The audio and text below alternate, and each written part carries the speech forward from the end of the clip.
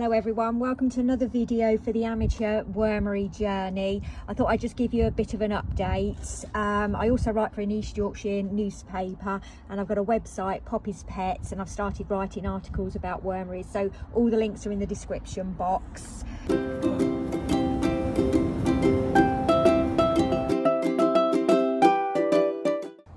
So this is my Ferme du Moutta, a French wormery. You can buy all these layers separately. I've got the 3. You've got your tank at the bottom, your tray at the bottom for your worm tea. And in this one, in this one here is the bedding, and then I've got 2 food trays. And then you've got your ventilation holes at the top as well. You just have to be careful if you're keeping your wormery outside.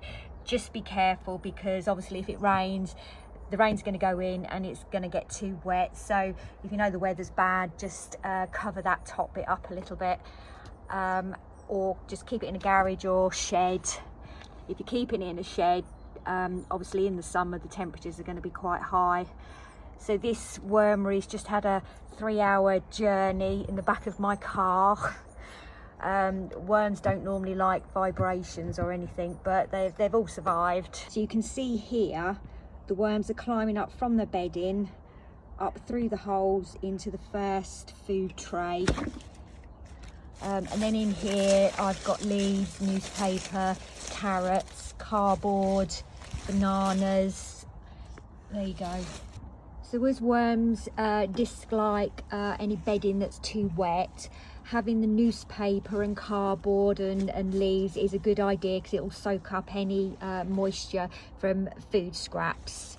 If you add fruits that are very watery, like watermelon, I believe that has a 92% water content, then that's obviously going to create too much moisture in the bedding. The only time you really need to add the moisture in the bedding is if we're in extremely hot temperatures. So for example, last year we had, what was it, 35 to 45 degrees for about a week. So anybody has a worm farm in those conditions, you'll need to keep the bedding moist.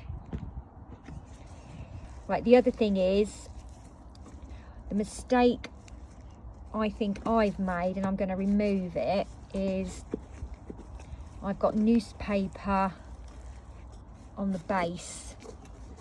So any worm castings, any newspaper as you're turning it, it can clog up these holes and prevent drainage down into the tray where you're collecting the worm tea. So you need to make sure they're all clear. So I am gonna just move these. Disturbing the worms a little bit, but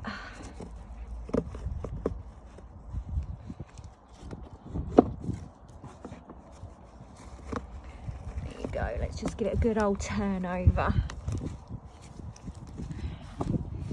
It'll do the worms good, and I need to make sure I'm giving it a good old turn over here. Hopefully that will help. I just want to get rid of this newspaper. So that's something else I've learned. Don't put newspaper or card underneath the bedding.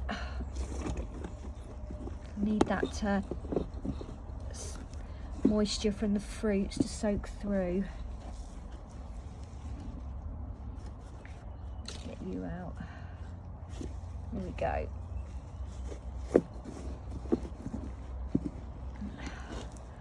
Keep turning it. Worm farms aren't suitable for anyone who's really squeamish.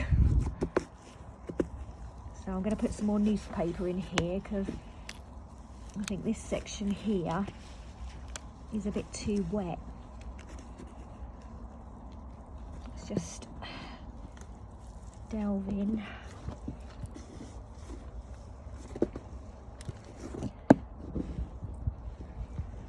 Okay, yeah, that's better. Okay, so yeah, what I'm going to do, I'm going to shred up some more newspaper and lay on the top.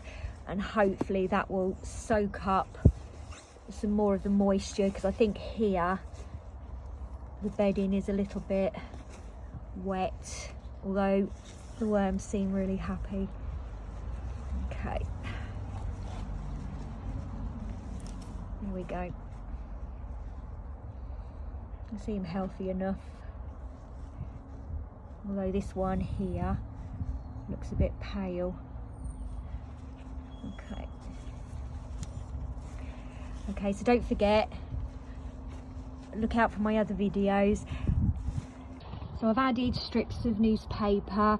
I've tucked the paper within the bedding, so hopefully that will soak up any areas that have got too much moisture. I think it is all okay, but what I'm going to do, I'm actually going to put newspaper through the shredder and apply it that way. I wonder if that was a little egg there. Maybe not. I wonder whether that's a little egg. There we go. I think these are eggs. Can you see that? Yeah. I think I've got some little worm eggs. Yeah. I think I've got some little babies coming. Wow. Very happy with that. This is my first food tray, so I've got leaves, peppers, carrots, tea bags, ground coffee, and again newspaper and cardboard. If you're using eggs, look, see what I've done here. I've added an eggshell with some red dye on it, so I'm going to remove that just in case it's toxic. I normally break those pieces, the colour pieces off. So let's just delve down, look at them, there we go. And I do have a second tray. This is my core mat. And normally I have worms in this tray as well, but they've not worked their way up as yet. Please subscribe and catch up with the other videos, and pop over to my website, and thanks for watching.